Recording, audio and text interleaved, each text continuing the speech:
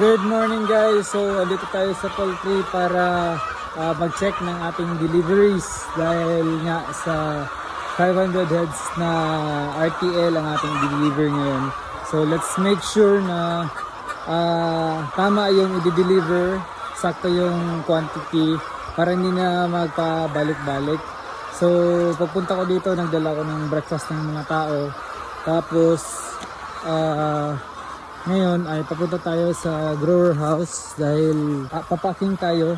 So yung deliver namin ngayon malapit lang, 500 heads lang para makabalik sila kaagad dito. At the same time ay makaabot sa feeding time na alas 10 or 10 AM. As you can see yan, marami na silang napak. Kaso very limited yung tao natin ngayon dahil yung ibang tao nasa installation. Kaya